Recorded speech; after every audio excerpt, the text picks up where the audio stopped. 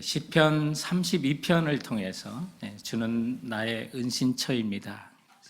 그래서 우리가 일상에 주님의 나의 은신처임을 좀 찬양하는 삶이 되기를 바라면서 말씀을 증거하기 원합니다. 헤롤드 쿠스너라고 하는 유대인 레바이, 랍비가 이런 이야기를 한 적이 있습니다. 그가 가는데 우리로 보면 교인과 같은 사람이 자기가 옆에 있음에도 불구하고 앞만 보고 달려가는데, 그를 불러서 이름을 불러서 세워가지고 왜 이렇게 앞만 보고 이렇게 부지런히 정신없이 달려가세요 그랬더니, 그가 했던 얘기가, 왜 모르세요? 저는 시간이 급해서 돈 벌려고 앞에 성공이 있고 번역이 있는데 앞만 보고 가야 하지 않을까요? 라고 이 랍비에게 이야기했다고 합니다. 그때 랍비가 이런 얘기를 했답니다. 그런데 당신의 성공과 번영이 뒤에 있다면 어떻게 하시겠습니까? 라고 했더니 그때서야 그렇다면 멈춰서서 뒤를 돌아봐야겠죠 라고 그런 말을 했었답니다. 이 이야기는 우리들의 많은 일들에서 과거의 우리 경험과 삶을 통해서 우리의 앞날의 미래의 성공과 또 번영을 반추해 볼 수 있다는 그런 이야기로 했던 것입니다. 오늘 다윗은 자기 인생에 있어서 고통스럽고 아팠던 그때를 돌아보며 오히려 정말 자기가 죄를 지었을 때, 그러나 회개할 때 하나님께서 내게 복이시구나 하는 사실을 깨닫고 그것을 찬양으로 노래한 것이 시편 32편이 되겠습니다. 그래서 시편 32편의 타이틀이 다윗의 마스길이다라고, 그렇게 다윗의 노래이며 또 마스길이라고 하는 것이 바로 지혜롭게 함이다라고 하는 그런 뜻을 갖고 있는 용어가 되겠습니다. 그래서 다윗은 과거를 통해서 아팠던 그 고통을 통해서 또 참회를 통해서 그가 지혜를 얻었음을 오늘 32편을 통해서 이제 노래하고 있는 것인데, 그러면 이렇게 그가 통회할 수 있었던 사건은 무엇인가? 정확히 그것이 어떤 사건이라고 하는 그런 명시가 없기 때문에 그냥 추측하기를, 아마도 이 시편도 과거 다윗이 우리아의 아내 밧세바를 범하고 그 죄로 아파했고 하나님께 자복함으로 용서받아 그가 얻었던 삶의 그 경험을 지혜가 되어 그것이 주님께 회개하고 고백하는 것이 복이었다는 사실을 노래하고 있는 그 시가 되겠습니다. 그래서 1절에 보면 시작도 이렇게 합니다. 허물의 사함을 받고 자신의 죄를 하나님이 감추어 주시는 복이 있도다. 그것이 하나님이 내게 주시는 복이고, 2절에도 보면 여호와께 정죄를 당하지 아니하는 자는 복이 있도다. 하나님께서 우리의 죄를 감춰주는 것이 복이고, 또 여호와께 정죄를 당하지 않는 것이 복이라고 하는데, 여기서 말하는 그 복, 히브리 말로 아쉐르라고 하는 그 복은 하나님과의 관계 속에서 누리는 영적인 복을 우리에게 말씀하고 있는데, 다윗이 누렸던 주님과의 관계 속에 누렸던 영적인 복은 한마디로 말하면 주님이 자신의 은신처가 되어 주셨다는 것입니다. 고난과 어려울 때마다 주님은 피난처셨고 산성이 되셨다는 것입니다. 그래서 여기 은신처라는 거, 감춰주기도 하고 보호하다라고 하는 두 가지 의미를 갖고 있는 원어가 되겠습니다. 저기 그를 찾으려고 하는데, 죽이려고 찾는데 감춰서 보이지 않는다는 그런 의미도 있고, 또 여러 가지 위험으로부터 다윗을 정말 어미닭이 병아리를 껴안는 것처럼 보호하는, 그것이 바로 은신처의 바로 정의가 되는 것입니다. 그래서 다윗은 그의 경험을 통해서 우리 하나님이 정말 대적이 있을 때 자기를 보지 못하게, 사울이 다윗을 죽이려고 하는데 동굴에 들어왔지만 못 받지 않습니까? 정말 그의 인생에 보면 그런 일들이 정말 많았어요. 그래서 하나님께서 죽음의 위기에서 여러 번 보호도 해주시고 감춰도 주시고, 그래서 하나님과의 관계가 그가 누렸던 정말로 놀라운 은혜였고 복이었고, 우리 주님은 나의 은신처였습니다 라고 고백하며, 오늘 본문 7절에 보면 주는 나의 은신처이오니 환난에서 나를 보호하시고 구원의 노래로 나를 두루리로다 라고 말하는데, 여기 구원의 노래조차도 원어에 보면 복수예요. 한 번이 아니라 여러 차례 주님이 자기를 은신해 주시고 보호해 주신 것이 한두 번이 아니라는 거예요. 끊임없이 수많은 환난에서 벗어나도록 주님은 자신을 감춰주셨고 보호해 주셨다는 사실을 고백하면서 이것이 그의 경험으로부터 얻은 그런 지혜였음을 온 백성 앞에 찬송하고 있는데, 그러면 다윗은 언제 하나님께서 은신처가 되어주셨는지 그 지혜를 따라 오늘 우리가 배워보고자 하는 것입니다. 오늘 본문이 가르치는 첫 번째는 죄를 합리화하나 망각하지 않고 고백할 때 여러분, 주님은 여러분의 은신처가 되어 주실 것입니다. 오늘날 많은 사람들을 보면 이 자기 죄는 항상 합리화하려고 하지 않습니다. 우리 젊은이들의 그 용어를 참 요즘은 줄여서 하기 때문에 잘 모르는데 내로남불이라는 그런 말도 많이 하더라고요. 내가 하면 로맨스지만 남이 하면 불륜이다. 그 자기의 죄들은 항상 이렇게 합리화하려고 하는 현대인들의 아주 못된 습성이 있어요. 우리 그리스도인들에게 있고도 또 돌아보면 저에게도 그런 모습들이 많이 발견되더라고요. 그런가 하면 그 죄를 또 망각하게 하는 그런 일들을 사탄은 우리 주위에서 참 많이 합니다. 한두 번 회복되는 양심의 가책을 받고 괴로움을 느끼다가도 그것이 계속 반복되면 이거 죄인지 아닌지 모르게 하는 그런 망각을 우리에게 일으킨다는 거예요. 그러나 오늘 이 본문에 보면 회개할 때 우리는 주님이 즉시 용서해 주신다는 것, 여러분 그것을 알라는 거예요. 그래서 용서받을 수 있는 것이 복이라고 다윗은 지금 외치고 있는 거예요. 5절 말씀에 보면 내가 이르기를 내 허물을 여호와께 자복하리라 하고 주께 내 죄를 아뢰고 내 죄악을 숨기지 아니하였더니 곧 주께서 내 죄악을 사하셨나이다. 여러분, 우리가 용서받을 수 있는 거, 이거 큰 복인 줄 여러분 믿으셔야 돼요. 놀라운 축복이에요. 이 사실을 경험으로 알았기 때문에 1절과 2절에 죄가 가려진 자는 복이 있고 여호와께 정죄를 당하지 않은 자는 복이 있도다라고 찬양합니다. 여러분이 알고 있는 복 맞아요? 우리가 알고 있는 복 뭐 좀 많이 생기는 거 아닌가요? 내가 원하는 거, 물질 있는 거 차고 넘쳐야 되는 거 복이 아닌가요? 그러나 다윗이 경험적으로 얻은 것은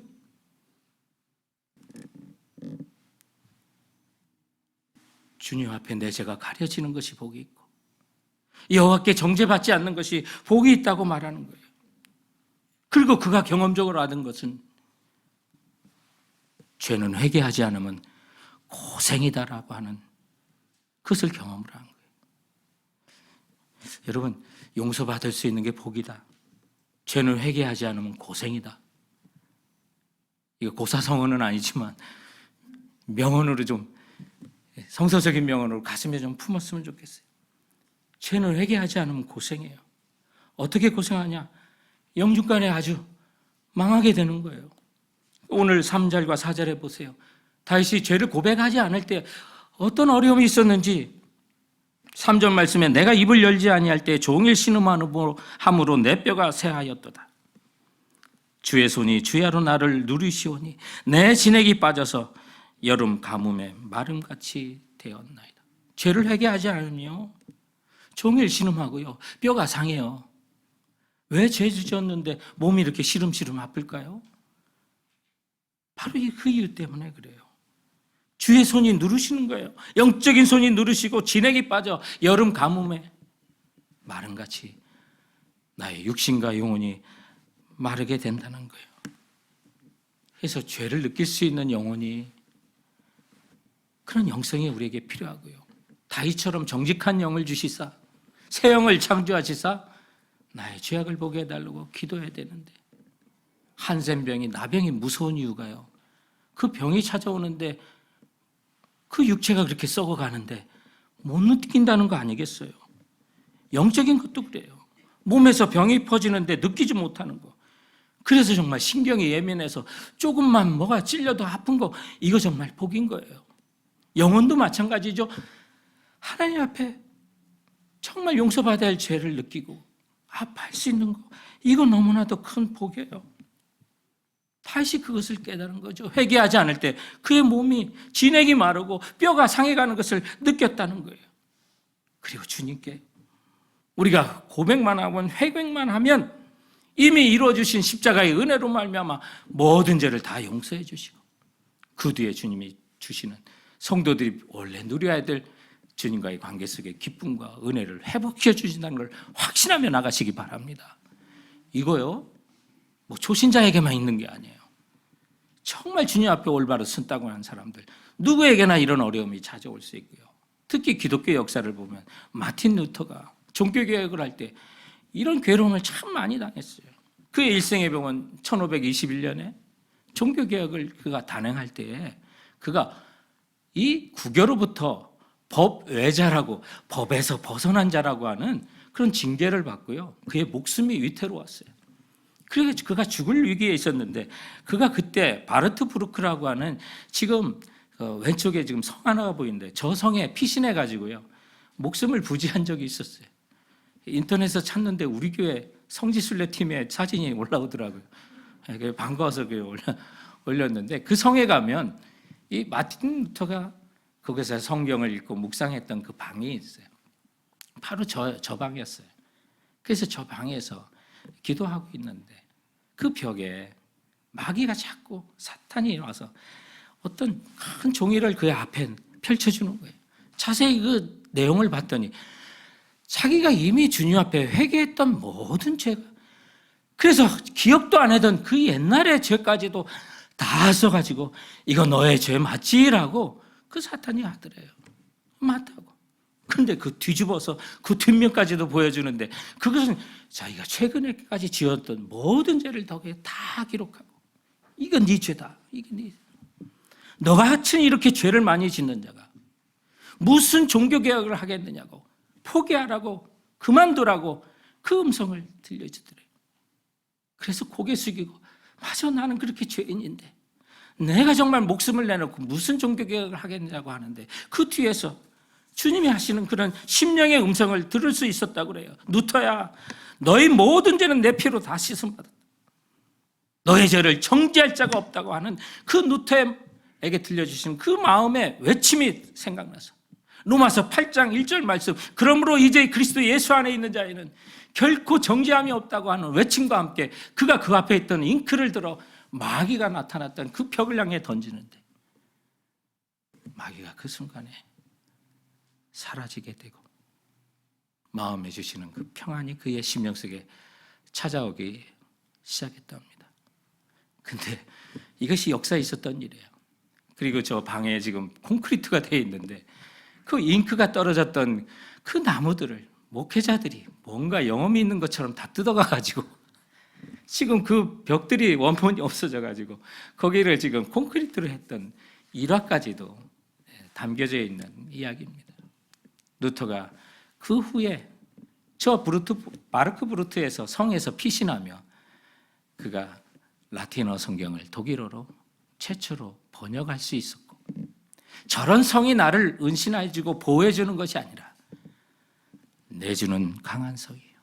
바로 그 찬 가사를 바로 마틴 루터가 저 성에서 쓰게 되었던 것입니다. 사랑하는 성도 여러분, 수많은 죄가 우리를 억누를 수도 있고 우리 뼈를 상하게 할 수도 있지만 회개할 수 있는 것이 하나님의 은혜고, 고백할 수 있는 은혜를 주신 것도 하나님의 은혜고, 고백하는 대로 용서해 주신 거 하나님의 복인 줄 믿으시고, 절대 여러분 죄를 지었을 때 여러분 영성이 깨어나 합리화하거나 감춰두지 마시고 깨닫게 하신 것도 은혜라고 믿고 고백하는 대로 용서해 주시는 주님 앞에 나가 모든 것을 자백하고 나가신다면 우리 주님은 미쁘시사 그 모든 죄를 용서해 주시고 기억지 않으실 뿐만 아니라 주께서 주시는 기쁨과 평안이 우리 모두에게 회복됨을 믿으시는 우리 성도들 되시길 주님의 이름으로 축원드립니다.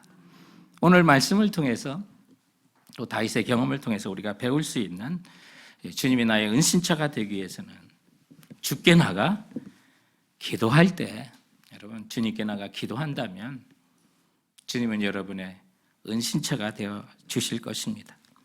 이 죄사함의 축복은 이제 내가 살아갈 길을 보여주는 거예요.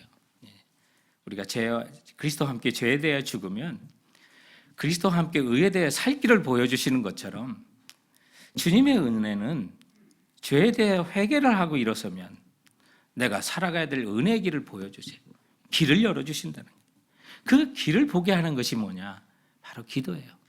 기도할 때 내가 나갈 길을 보여주는데 다윗은 주님의 은신처임을 고백하고 경험하고 경건한 자의 기도는 앞으로 닥칠 고난의 홍수도 막아낼 수 있다고 찬송하고 있는데 6절에 보면 이로 말미암아 모든 경건한 자를 주는 만날 기회를 얻어서 주께 기도할지라 진실로 홍수가 범람할지라도 그에게 미치지 못하리라 라고 하는데 내가 경건한 자인가? 예, 여러분들이 경건한 자입니다. 여기 경건한 자라는 말 히브리어도 하시드라고 하는 말인데 여러분 많이 들어보죠. 사랑이라는 히브리어는 헤세드라고 하는데 바로 그 헤세드, 사랑을 입은 자가 하시드입니다. 그러므로 주 예수 그리스도의 은혜를 받은 모든 사랑을 받은 자, 하나님의 사랑받는 자, 여러분 바로 그런 자들이 경건한 자입니다. 그래서 성도를 말하는 그런 용어예요. 그런 성도들에게도 홍수가 닥쳐요. 고난이 밀어 닥칠 수가 있다는 거예요. 여기 홍수가 범람할지라도 라고 하는데 그 홍수조차도 단어 연구를 해보면 돌진하는 물들이에요. 이게 한 번으로 끝나는 그냥 한 번 훔쳐가고 그런 게 아니라 큰 물이 왔는데 그 다음 또 물이 오고 그 다음 또 물이 오고 이런 거예요. 우리 힘으로 어쩔 수 없는 현실은 계속해서 주를 의지하고 기도하라는 거예요. 그때마다 그런 모든 어려움들이 주님의 은신처가 되어주셔서 기도하는 자는 결코 넘어지지 않도록 보호해 주시겠다는 약속이에요. 근데 이 6절 말씀이 굉장히 묵상하면 좀 어렵게 느껴질 말이 뭐냐면 주를 만날 기회를 얻어서 주께 기도할지니라. 이게 기도는 아무 때나 못하고 주를 만날 기회를 얻어야 되나 뭐 이런 생각이 들 정도로 그냥 느껴지는 그런 단어예요. 근데 이게 한마디로 말하면 여러분 죄로 인해서 마음과 영혼이 괴로울 때 그리고 일상의 고통이 너무 커서 버티기 힘들 때 그때가 바로 기도할 때고 하나님이 여러분을 찾으시는 때라는 거예요. 그때 바로 기도하라는 거예요. 내가 힘들고 어려워요. 정말 제 가운데 괴로워요. 그때 하나님이 여러분을 찾으시는 때라는 거예요. 내가 너무 힘들고 정말 내 힘으로는 어쩔 수 없이 고통스러운 환경이 되면 그때가 바로 하나님께 나가 기도할 때라는 거예요. 그게 기회라는 거예요. 근데 수많은 사람이 그 기회를 얻지 못하고 그게 찬스라는 거예요. 알지 못하고 세상적으로 가서 완전히 넘어질 때가 있는데 내가 힘들고 어려워요. 육체가 힘들고 어려워요. 그때가 하나님이 여러분을 기다리시는 때고 하나님이 여러분을 찾으시고 내가 나가 기도했다라는 것을 잊지 말고 나가라는 거예요. 다윗은 이것을 경험으로 얻은 거예요. 다윗이 시련의 때 하나님이 자기를 떠난 줄로까지 알았던 사람이에요. 그래서 그의 시를 보면요. 하나님 내게 돌아와 달라고. 성령님 나를 떠나지 말아 달라고. 얼마나 그렇게 외쳤어요. 그의 인생에도 그런 고난이 있었다는 거예요. 하나님이 나를 버리셨구나. 그렇게 느껴질 때가 있었는데 돌아보니까 그때가 하나님을 나를 찾고 있었던 기회였고 내가 하나님께 기도하며 나가야 될 기회였다는 사실을 알고 오늘 참회의 시를 하면서 우리 성도들에게 그렇게 지금 외치고 있는 거예요. 그때가 그렇게 힘들 때 여러분 주님 앞에 나가 기도하세요. 하나님이 찾으시고 만나주시기 위해 여러분이 다가오시는 때라고 지금 말씀하고 있어요. 이것은 죄로 말미암아 고통스러울 때뿐만 아니라 정말 수많은 홍수들이 내게 닥치는 그런 물들이 끊임없이 다가오는 일상의 경제적으로 육적으로 수많은 어려움 속에서도 주님께 기도하면 주께서 갈 길을 보여주신다는 말씀을 하고 있는 거예요. 일상 속에 하나님 기도를 일어나셨던 수많은 사람들의 그 간증을 보면 1940년 어느 겨울에 페인트 공으로 일하는 어떤 사람이 있었는데 그가 일감을 다 잃고 집에서 쉬고 있을 때 그 가정에 돈이 떨어지고 살림이 어려워졌는데 18개월 된 그 딸이 폐렴에 걸려서 회복은 되지 않는데 의사에게 갔더니 영양실조라고. 이 딸이 낫으려면 매일 달걀 한 개씩 삶아서 이 아이에게 먹이라고 그런 조언을 하는데 그 달걀 살 돈까지 없는 거예요. 그때 그의 아내였던 조세핀이라고 하는 기도의 사람이 이날부터 기도하기 시작해요. 하나님, 내 딸에게 달걀이 필요합니다. 매일 하나씩 먹으라는데 그것을 사줄 수 없어 주님께 간구합니다. 그렇게 기도하고 잠들었는데 그날 아침에 문 앞에 닭이 우는 소리가 들리는 거예요. 문을 열었더니 붉은 암탉이 그 앞에 있는데 이 조세핀이 그 앞에 다가가니 닭이 멀리 도망가는데 그 앞에다가 계란 하나를 나누고 도망갔다는 거예요.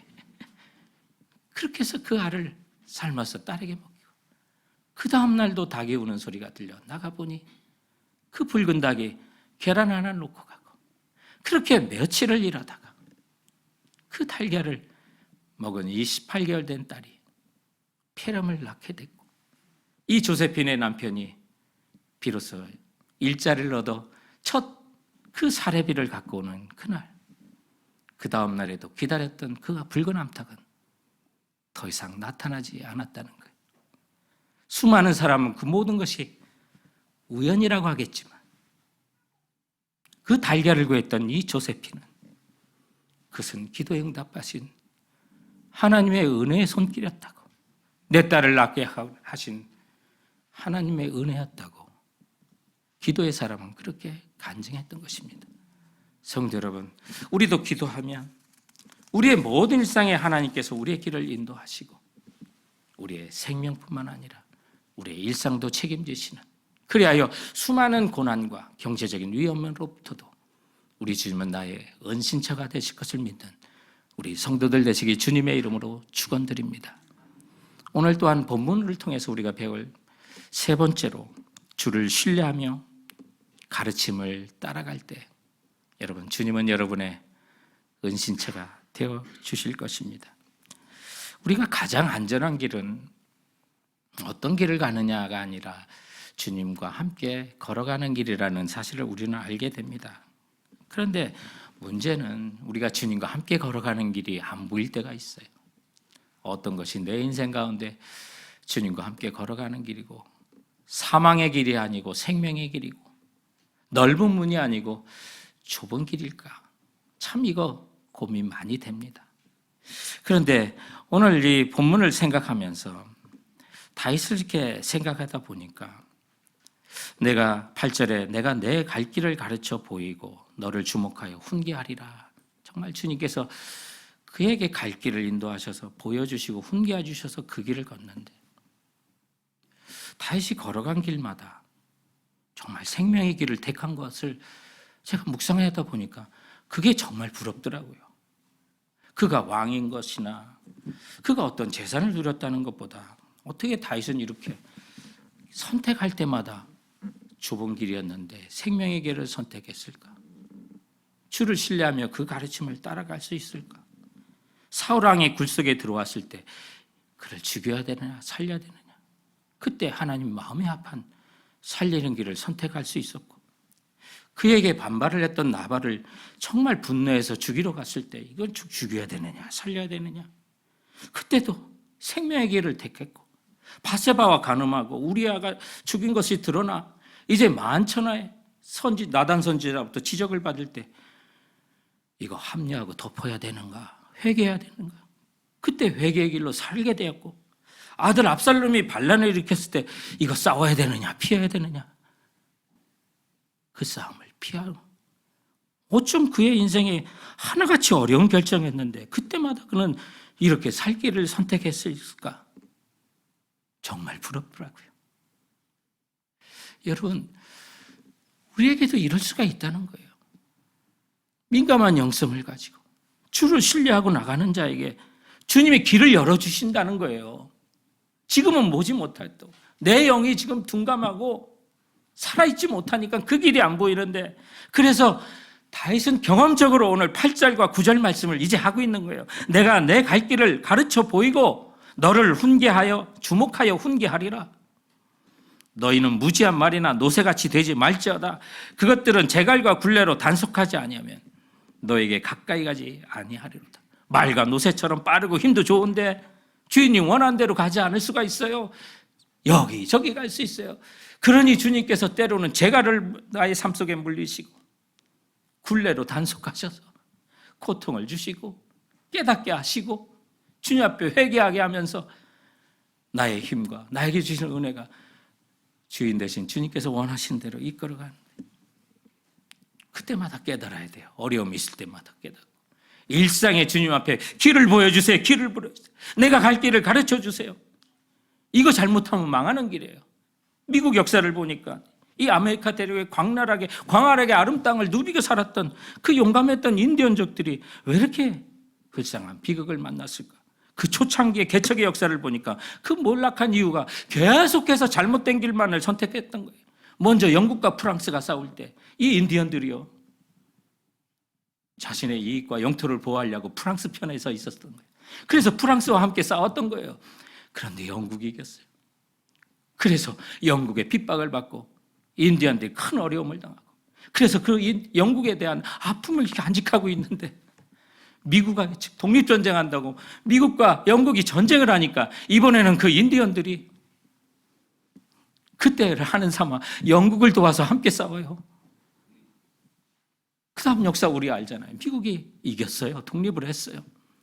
그래서 인디언들이 핍박을 당하고 고통을 당하기 시작해서, 인권이 그렇게 중요한 이 나라가 앤드류 잭슨 대통령 시절에 1830년에 인디언 제거법이라고 하는 The Indian Removal Act라고 하는, 인디언들을 이 땅에서 아주 없애려고 하는 그런 법이 발령될 정도로, 그래서 그 삶의 터전에 그때 다 강제로 쫓겨나게 되고, 살 길을 제대로 선택하지 못하고 그때마다 잘못된 길을 선택한다면 부족도 멸망하는 거 순식간이구나 깨닫는 거예요. 우리 그리스도인들도 마찬가지예요. 우리 앞에 수많은 선택이 있는데 우리는 그때마다 주님 앞에 민감한 영성으로 회개하고 정직한 영으로 주님께 기도하며, 그런 자들에게 지금은 보이지 않을지언정 주님께서는 너의 갈 길을 내가 가르치고 훈계하리라고 말씀하고 있는 거예요.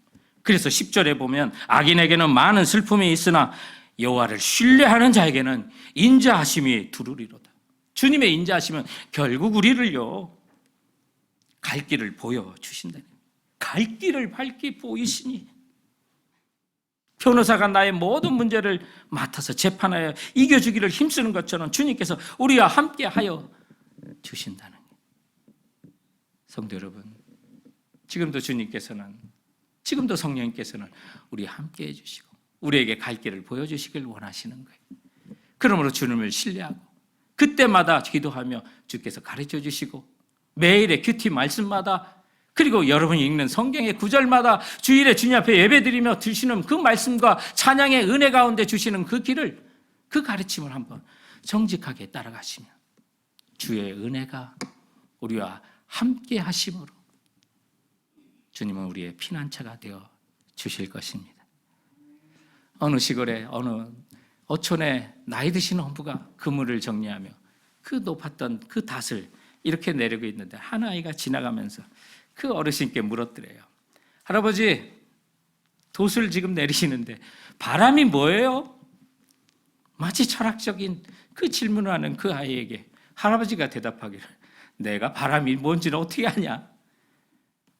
근데 바람이 어떻게 불든 나는 돛을 올려 내가 목적하는 바다로 나가고 내가 원하는 집으로 돌아올 수 있단다 라고 하는 그런 얘기를 했다고 그래요. 여러분, 우리가 성령 하나님의 그 능력과 그 은혜의 깊이와 그 넓이를 어찌 다 알 수 있겠습니까? 그러나 우리가 주님 앞에 늘 회개하고 정직한 영을 갖고 있다면 우리가 정말 바람에 돛을 올려 목적지로 가는 것처럼 언제 주님께 우리가 순복하고 순종하고 어떻게 따라야 될지를 주님께서 일러주시면, 주께서 말씀 가운데 말씀하시는 것처럼 소리는 들어도 어디서 불어 어디로 가는지 모르는 임의로 부는 바람처럼 하나님은 자유롭게 역사하시는데, 우리 성령의 그 역사하심에 우리 믿음의 돛을 올려 주님이 때마다 시마다 우리의 피난처 되시고 은신처가 되어주시는 것을 경험할 수 있는 우리 성도들 되시길 주님의 이름으로 축원드립니다.